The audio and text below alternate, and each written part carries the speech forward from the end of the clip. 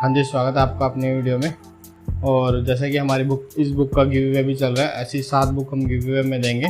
और ये हमारी बुक है जिसका नाम है 7 चिरंजीवी। इसको आप अमेज़न या फ्लिपकार्ट से भी परचेज कर सकते हैं। अगर आप गिव अवे में पार्टिसिपेट करना चाहते हैं तो कुछ भी कमेंट कर दीजिए, आपको गिव अवे का लिंक मिल जाएगा।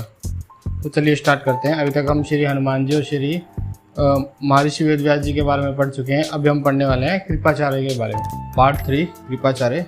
प्राचीन समय की बात है, गौतम ऋषि के यहाँ एक पुत्र उत्पन्न हुआ जिसका नाम शार्दवान गौतम था। शार्दवान गौतम एक प्रसिद्ध कवि थे जिन्होंने घोर तपस्या के बल पर बहुत सी शक्तियाँ व सिद्धियाँ प्राप्त की थी। वे रात दिन कठोर तपस्या में लीन रहते थे और धनुर्विद्या का अभ्यास करते रहते थे। शार्दवान गौतम का जन्म बाणों के साथ हुआ था, इसलिए उन्हें धनुर्विद्या से काफ़ी लगाव था। वेदव्यास भी में उनकी जरा भी रुचि नहीं थी। वे हर समय शस्त्र अस्त्र व धनुर्विद्या का अभ्यास करते रहते थे। पृथ्वी पर उनके बाणों के समान कोई व्यक्ति नहीं कर सकता था। धनुर्विद्या में वे इतने निपुण हो चुके थे, वे देवराज इंद्र भी उनके भयभीत रहने लगे। उन्हें भय था कि शार्दवान गौतम उनसे युद्ध करके उनसे स्वर्ग राज्य न छीन ले। बस यही चिंता इंद्र को दिन रात सताने लगी थी। तब उन्हें मन ही मन में एक निर्णय लिया कि क्यों ना उसकी साधना को भंग करके उनकी शक्ति को कम कर दिया जाए, ताकि वे उनका सामना ही ना कर सकें। यह सोचकर उन्होंने नामपदी नामक एक देवकन्या को अपने पास बुलाया और कहा, नामपदी, हम जानते हैं कि तुम अपार सुंदरता की स्वामिनी हो। अपनी सुंदरता के द्वारा किसी का भी मन मोह सकती हो। क्या यही कहने के लिए आपने मुझे बुलाया था देवराज इंद्र? नहीं, हमने एक आश्चर्य कार्य हेतु तुम्हें यहाँ बुलाया था। इंद्र ने कहा, मैं चाहता हूँ कि तुम पृथ्वीलोक पर जाकर एक तपस्वी की तपस्या को भंग कर दो। कौन सा तपस्वी देवराज इंद्र? नामपदी ने आश्चर्यचकित होकर पूछा। शार्दवान गौतम, इंद्र ने बताया। आजकल उसकी शक्ति कुछ ज़्यादा ही बढ़ती जा रही है और मुझे भय है कि वे अपनी इस शक्ति के बल पर कहीं मुझसे मेरा राज्य न छीन लें। पृथ्वीलोक पर उसके बाणों का सामना कोई मनुष्य नहीं कर सकता, लेकिन उसके बाण मेरे नैनों बाणों का सामना नहीं कर पाएंगे देवराज इंद्र। नामपदी ने अपने सौंदर्य पर गर्व से मुस्कुराते हुए कहा, यही तो मैं चाहता हूँ। आप मुझे आज्ञा दें, मैं उसकी तपस्या भंग करने के बाद ही आपसे मिलूंगी। इस प्रकार देवराज इंद्र की आज्ञा पाकर नामपदी पृथ्वीलोक पर आई और शार्दवान गौतम के आश्रम में पहुंची, जहाँ वे तपस्या में लीन थे। उसने अपने सौंदर्य के प्रभाव से उनकी तपस्या को भंग कर दिया। शार्दवान गौतम उस देवकन्या के सौंदर्य के प्रभाव में आकर इतने काम पीड़ित हुए कि उनका वीर्य स्खलित होकर एक सरकंडे पर जा गिरा। वह सरकंडा तुरंत ही 2 भागों में विभक्त हो गया, जिसमें से एक भाग में कृप नामक बालक उत्पन्न हुआ और दूसरे भाग में कृपी नामक कन्या। शार्दवान धनुर्वेत्ता थे। वे धनुष बाण और काला मृग चर्म वहीं छोड़कर कहीं चले गए। संयोगवश हस्तिनापुर के राजा शांतनु उस समय जंगल में शिकार खेलने के लिए आए थे। शिकार की तलाश में वे इधर उधर भटक रहे थे कि अचानक उनके कानों में दोनों बच्चों के रोने का स्वर सुनाई पड़ा। सुनसान जंगल के बीच के रोने का स्वर सुनकर महाराज शांतनु ने अपना रथ रुकवाया और अपने सारथी को कहने लगे कि तुम्हें किसी बच्चे की रोने की स्वर सुनाई पड़ रहा है क्या, या फिर यह मेरा भ्रम है? नहीं महाराज, यह भ्रम नहीं है, मैंने भी बच्चे के रोने की स्वर सुना था।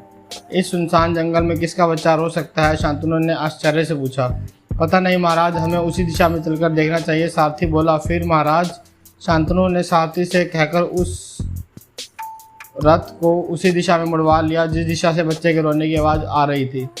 जब महाराज शांतनु वहां पहुंचे तो आश्चर्यचकित रह गए। एक मृग चर्म में 2 बच्चे लिपटे हुए पेड़ के नीचे पड़े रो रहे हैं। महाराज शांतनु तुरंत अपने रथ से नीचे उतरे। उनका सारथी भी रथ से नीचे उतर आया। शांतनु ने आगे बढ़कर रोते हुए एक बालक को अपनी गोद में उठा लिया और दूसरा बच्चा सारथी ने अपनी गोद में उठाकर चुप कराने लगा। महाराज, यह तो लड़की है, सारथी ने बच्चे को देखते हुए कहा। मेरी गोद में जो बालक है वह लड़का है, शांतनु ने बताया। परंतु महाराज, ये दोनों बच्चे इस सुनसान जंगल में कहाँ से आए? सारथी ने पूछा। लगता है कि कोई इन बच्चों को इन जंगल में छोड़कर चला गया है, शांतनु ने अनुमान लगाते हुए कहा। परंतु कौन छोड़कर गया है इस बात का कैसे पता चले? महाराज, मुझे तो लगता है कि इन बच्चों को कोई ऋषि मुनि यहाँ छोड़कर गए हैं, क्योंकि यह दोनों बच्चे मृग चर्म में लिपटे हुए हैं। राजा शांतनु ने उनकी बात पर गंभीरता से विचार करते हुए कहा, बात तो तुम्हारी ठीक है सारथी, मगर प्रश्न यह उठता है कि हम इन दोनों बच्चों का क्या करें? महाराज, हम इन दोनों बच्चों को यहीं छोड़कर वापस राजमहल लौट चलते हैं। नहीं सारथी, कैसी बातें करते हो? हम इन दो नन्ही जान को छोड़कर अपने महल में कैसे जा सकते हैं? एकाएक ही राजा शांतनु भड़क उठे, तो फिर क्या करें? हम इन दोनों बच्चों को अपने साथ लेकर महल जाएंगे और वहीं इनका पालन पोषण करेंगे। महाराज शांतनु ने कहा, जैसे आपकी इच्छा महाराज। आज से इस बालक का नाम कृपा है और बालिका का नाम कृपी होगा। महाराज शांतनु बोले, आज से इसे सब इन्हीं नाम से पुकारेंगे। जो आज्ञा महाराज। इतना कहकर दासी कृप और कृपी को अपने साथ लेकर चली गई। उस दिन से दोनों की परवरिश वही महल में होने लगी। जब कृप कुछ बड़े हो गए तो शारदवान को इस बात का पता चला कि कृप उन्हीं का ही पुत्र है। अतः वह गुप्त रूप से कृप को धनुर्विद्या की शिक्षा देने लगे। कृप ही बड़े होकर कृपाचार्य बन गए। उनके बाद कृपाचार्य जब सभी शिक्षा में निपुण हो गए तो पितामह भीष्म के पास आए। उन्हें देखते ही कृपाचार्य ने सम्मान सहित कहा, आपने आने का कष्ट क्यों उठाया? गंगापुत्र, मुझे वहीं बुला लिया होता। आचार्य, कार्य कुछ ऐसा था कि हम स्वयं चलकर आपके पास आना पड़ा। भीष्म बोले, आज्ञा करें गंगापुत्र, मैं आपकी क्या सेवा कर सकता हूँ? कृपाचार्य बोले, आचार्य मैं चाहता हूँ कि आप धृतराष्ट्र और पांडु पुत्रों को धनुर्विद्या की शिक्षा दें। यह तो मेरे लिए सौभाग्य की बात होगी। गंगापुत्र, कृपाचार्य ने कहा, आज से यह मेरी जिम्मेवारी है। मैं आपको सौंपकर निश्चिंत हो जाना चाहता हूँ। आप निश्चिंत होकर जाइए। आज से उनकी शिक्षा का भार मेरा है। गंगापुत्र। इस तरह कृपाचार्य पांडु और धृतराष्ट्र के पुत्रों को शिक्षा देने लगे। कृपाचार्य के द्वारा पांडव तथा कौरव की प्रारंभिक शिक्षा समाप्त होने के पश्चात अस्त्र शस्त्र के विशेष शिक्षा के लिए भीष्म ने आचार्य द्रोण को नियुक्त किया, जो कृपाचार्य के बहनोई थे। कृपाचार्य की बहन कृपी की शादी आचार्य द्रोण से हुई थी। शिक्षा पूर्ण हो जाने के बाद सभी राजकुमार रंगभूमि में पहुंचकर अपने अस्त्र शस्त्रों का प्रदर्शन कर रहे थे। तभी कर्ण ने अर्जुन को ललकारा। मैं अर्जुन को चुनौती देता हूं कि वह मेरे समान धनुर्विद्या में करतब करके दिखाए। अर्जुन को ललकारने का साहस किसने किया? यह सोचकर सभी लोग कर्ण की ओर देखने लगे। दुर्योधन की प्रसन्नता का तो ठिकाना ही नहीं रहा। वह कर्ण के पास आकर बोला, मित्र कर्ण, आज तुमने मेरी लाज रख ली। तभी कुलगुरु कृपाचार्य सभा में उठकर खड़े हो गए और बोले, राजकुमार दुर्योधन, क्षत्रियों की सभा में जो लोग बिना बताए आते हैं वे निंदा योग्य होते हैं। इतना तुम्हें मालूम होना चाहिए।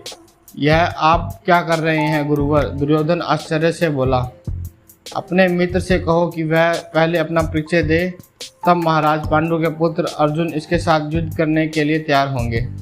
यह आप कैसी बातें कर रहे हैं? युद्ध के लिए परिचय देना आवश्यक नहीं होता।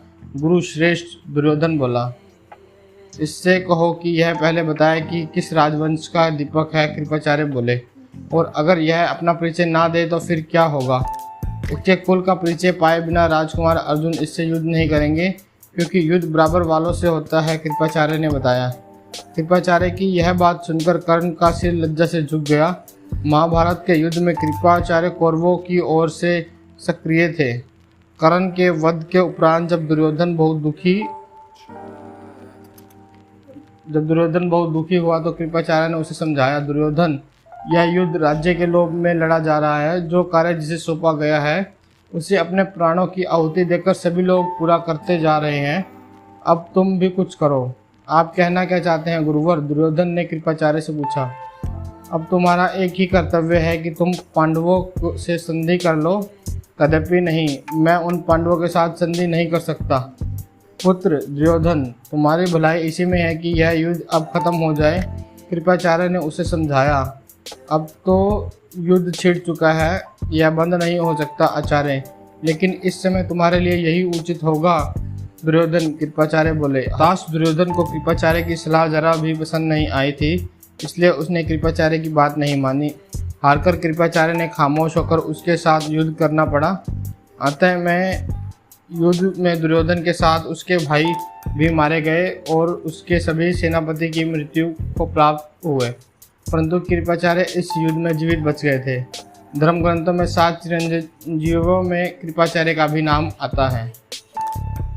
ये जो भी मैंने आपको पढ़ के सुनाया है, ये मैंने सुनाया है 7 चिरंजीवी बुक में से, जिसको आप फ्लिपकार्ट या अमेज़ोन से भी परचेज़ कर सकते हैं। इसका मैं लिंक आपको वीडियो के डिस्क्रिप्शन बॉक्स में दे दूंगा, और आप चाहे तो गिव अवे में भी पार्टिसिपेट कर सकते हैं इस वीडियो के नीचे कमेंट करके। जैसे आप कमेंट करेंगे तो आपकी सारी डिटेल लेके हम आपको एक लिंक देंगे, लिंक में आप फॉर्म फिल करके गिव अवे में पार्टिसिपेट कर सकते हैं।